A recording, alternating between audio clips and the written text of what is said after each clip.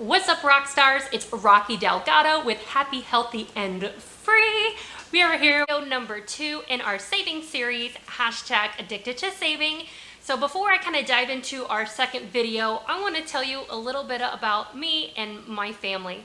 So it's my husband and I, and we have 2 children, 2 boys, 2 years old and 3 months old. But 2 years ago, we were in a very different situation than we are today. We were over $40,000 in debt, counting our vehicles, and we were living paycheck to paycheck. So we knew we had to make a change, and we had to make a change immediately, especially bringing children into our lives. So we did a lot of different things to make this happen, and that's why I'm creating these video series, is because I want to share with you what we did to get out of debt and to be able to build up our nest egg and our emergency fund for our financial future. I'm not a financial advisor. I'm just a mama that got out of debt, and I want to see if I can help you guys maybe get out of debt too. If you missed that first video, I'm going to link it down below. Definitely check it out first, because it's all about how to save money by changing your mindset. Everything starts with your mindset first. I would love to hear how you guys are doing in regards to that, so make sure you comment down below. And this also helps with the YouTube algorithm, so very much appreciated if you kiss that like button as well. Thank you so very much. But without further ado, let's go ahead and get to budgeting. Step number 1 for budgeting is we're going to want to figure out what our take-home income is every month. Many people do not realize what their actual take-home is. They know their hourly or their salary. So go ahead and take a look at wherever your paycheck is going into, that bank account. Add, if you're on bi-weekly, 2 paychecks together to get a monthly amount. Or if you don't have a consistent amount that you're being paid every month, take at least 6 months and take the average so you have a better idea of what your income is. Now, if you're in one of those positions that has more business in one part of the year versus the other, we're going to want to take the part of the year where you're making the smaller amount, because when you're making the larger amount, that just gives you an opportunity to save even more. Step number 2 is to write out your expenses. So just some examples of your expenses could be your rent or your mortgage. You're going to want all of your utilities like your electric, your water, your trash, things of that sort, your car insurance. And then you're going to want to look at your food and your gas and going out money as well, and what you want to budget for those amounts. So the best way to do that is to look at past months and see what you had spent in the past. That way you can get an idea of where you're at if you're not quite sure how much money you spend on food, gas, and going out. And then lastly, you're going to want to write down any debt that you have. Credit card debt, car payment, any loans, thing of that sort. Get them all written out with the payment name, the due date, and the amount, because you're going to want to figure out of which of your 2 paychecks those bills are coming out of. So that due date is very, very important, because if you have something that is due on the 1st or 2nd of the month, let's say your rent, but you don't get paid until the 6th or the 7th, you can't wait until the 6th or the 7th to pay your rent. That's going to come out of the previous month's last paycheck, right? So once you have that all listed out, you might notice that you have a lot of bills coming out of one paycheck. If this happens, a very simple solution is you can call these companies and see if you can change your due date. Many companies will allow you to change your due date to a different date, either towards the beginning, middle, or end of the month. That way you can really budget accordingly and get everything set up. That way everything's not coming out of one paycheck, but more evenly spread out in both of your paychecks. So now we talked about step 1, figuring out your take-home income. Step 2, figuring out all of your expenses. I just want to give you a basic example of a 2-income household. So let's say you and whomever else is in your home are bringing in about $4,500 a month, a nice even number. So that's take home. And then you're going to want to deduct your expenses. Let's say your expenses, once you tally them all up, is about $4,000. So you right out the gates have $500 extra every single month. You can put that $500 towards your debt if you have debt. You can put it towards savings. There's many savings accounts that will yield you 2% or better, or you can invest that money in your Roth IRA, your 401k, or maybe in the markets if you're a trader. So there's a lot of options for you, but $500 a month, that's $6,000 a year that you are able to take that money and have that money make more money for you, which is amazing, right? Now, if you calculate your take-home income and your total expenses and you end up in the negative, then you are going to want to do step number 3 immediately. Step number 3, see where you can cut back.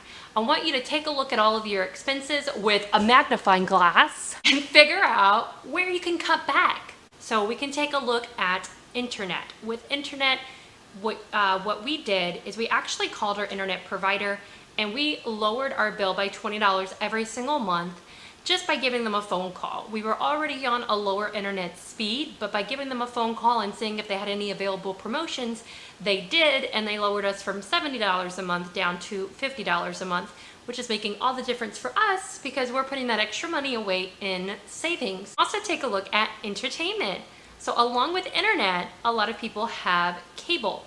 Cable is not a necessity. It is, of course, nice, but if you're looking to cut back, then this is a perfect place to cut back on. You can cut your cable. You can even cut your Netflix and your Amazon and watch DVDs that you already have, or YouTube, which is enough entertainment, especially if you're watching this channel.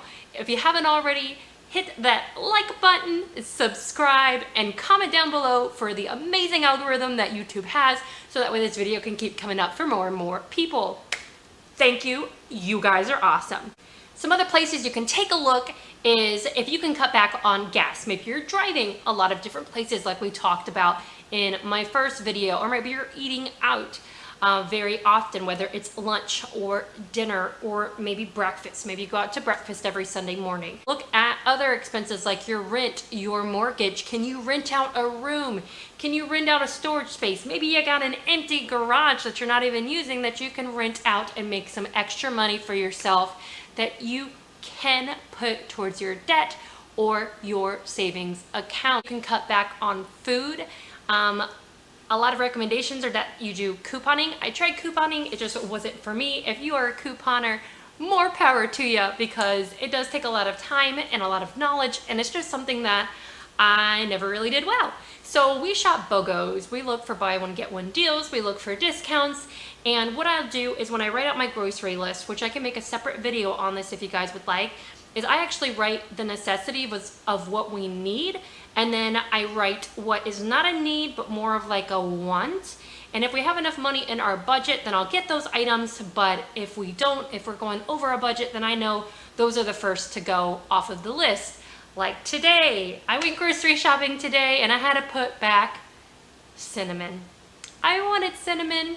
We ran out of cinnamon, but it wasn't a need this week, and we wanted to stay at our $100 budget. It's my husband and I, our 2-year-old toddler, and we have a 3-month-old, but of course he's not eating any food right now. So to stick to the budget, we had to put it back, but it's okay.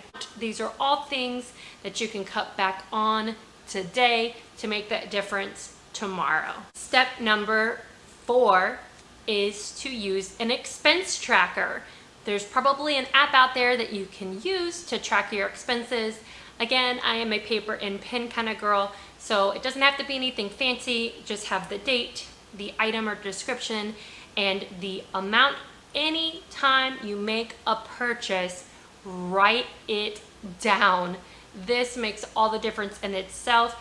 Even when you're paying your mortgage or your rent or your utilities, write it down, see how much that amount is, so at the end of the month, you can really have a better idea of where exactly you are. We live in a world where credit cards are extremely convenient, or even our debit cards, but when you're not actually using cash, you're not really making that exact connect of the money leaving your account. Writing it down really makes that difference if you're not an envelope system kind of person. I haven't personally tried the envelope system. I have heard many great things about it, but this is just what personally works for me. Tip number 5, write down what you want to buy instead of buying it.